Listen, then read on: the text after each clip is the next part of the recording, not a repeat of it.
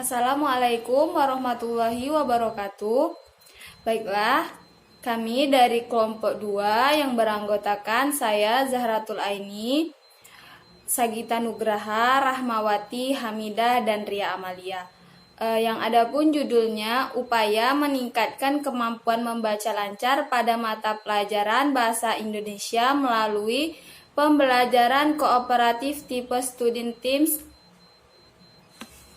Achievement Division atau STAD siswa kelas 1 SD atau MI. Baiklah, langsung saja materi kami yaitu Bab 1A, latar belakang. Salah satu aspek yang sangat penting dalam proses pembelajaran bahasa Indonesia adalah membaca.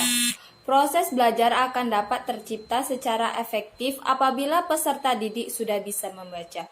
Siswa yang bisa membaca akan dapat memperoleh pengetahuan yang akan semakin meningkatkan kecerdasan. Sedangkan siswa yang tidak bisa membaca tidak akan dapat memperoleh pengetahuan seperti halnya siswa yang bisa membaca.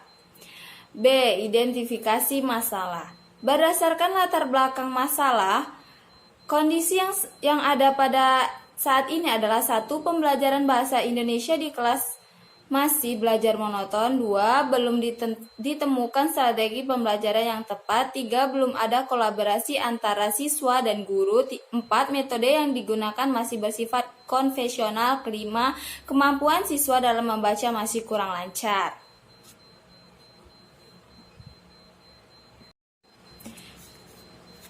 C. Rumusan masalah. Berdasarkan identifikasi masalah di atas, permasalahan yang dapat dirumuskan yaitu 1.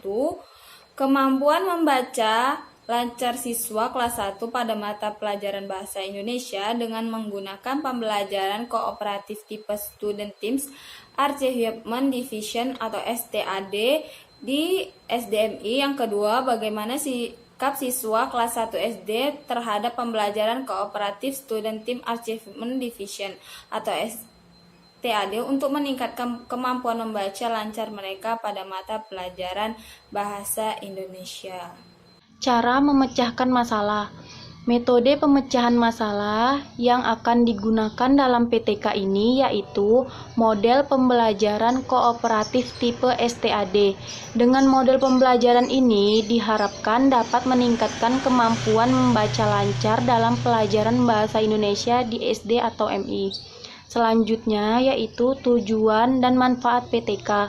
Tujuan yang hendak dicapai dari PTK ini yaitu yang pertama, agar dapat diketahui bagaimana kemampuan membaca lancar siswa kelas 1 dengan menggunakan pembelajaran kooperatif tipe STAD di SD atau MI.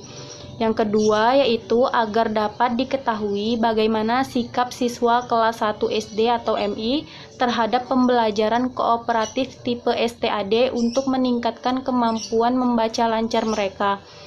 Manfaat yang diperoleh dari PTK ini terbagi dua, yaitu untuk guru dan siswa. Manfaat untuk guru adalah yang pertama, proses belajar mengajar bahasa Indonesia tidak lagi monoton. Yang kedua, ditemukan strategi pembelajaran yang tepat, tidak konvensional tetapi variatif. Sedangkan manfaat untuk siswa adalah yang pertama, keaktifan siswa dalam proses belajar mengajar meningkat. Yang kedua yaitu kualitas pembelajaran bahasa Indonesia meningkat. Yang ketiga, siswa dapat membaca dengan baik dan benar. Bab 2. Landasan teori. Membaca adalah manajemen simbol, tulisan atau huruf dengan cara mengeja atau melafalkan dengan lisan atau di hati yang dilakukan baik dengan cara melihat ataupun meraba huruf. Membaca pada tingkat permulaan tidak disertai dengan proses berpikir untuk mengetahui dan memahami makna dari apa yang dibicarakan atau dilafalkan. Faktor-faktor yang mempengaruhi kemampuan membaca anak terbagi menjadi 4, yaitu faktor fisiologis, intelektual, lingkungan, dan psikologis.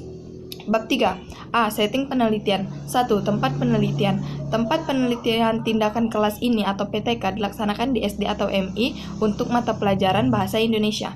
2. Waktu penelitian, yaitu pada semester 2 pada bulan April, Mei, atau Juni. Yang ketiga, siklus penelitian. PTK ini dilaksanakan untuk melakukan 3 siklus. melihat peningkatan kemampuan membaca lancar melalui pembelajaran kooperatif tipe STAD siswa kelas 1 SD atau MI. B. Persiapan PTK.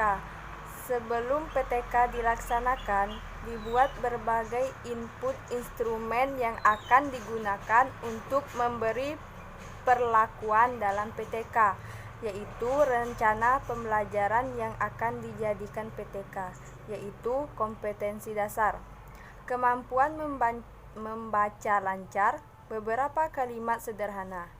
Selain itu, juga akan dibuat perangkat pembelajaran yang berupa 1. Lembar kerja siswa, 2. Lembar pengamatan, 3. Lembar evaluasi. Dalam persiapan siswa juga akan dibagi ke dalam beberapa kelompok, sehingga semua siswa dapat terlibat langsung secara aktif dalam proses belajar mengajar. C. Subjek penelitian. Di dalam PTK ini yang menjadi subjek penelitian adalah guru dan siswa kelas 1 yang terdiri dari 30 siswa, yaitu laki-laki 14 siswa dan perempuan 16 siswa. D. Sumber data.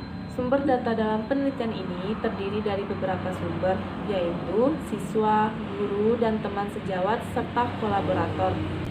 E. Teknik dan alat pengumpulan data. Yang pertama, teknik pengumpulan data dalam penelitian ini adalah tes, observasi, wawancara, dan diskusi. Yang kedua, alat pengumpulan data dalam penelitian ini meliputi tes, observasi, wawancara, kuesioner, dan diskusi.